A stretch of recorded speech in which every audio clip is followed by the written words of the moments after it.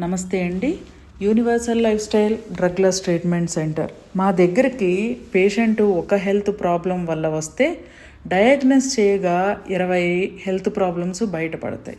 ఎందుకు ఇలా అంటే సోషల్ మీడియాలో ఎవరు ఏది చెబితే ఆ డైట్ను ఫాలో అయిపోతూ ఉంటారు.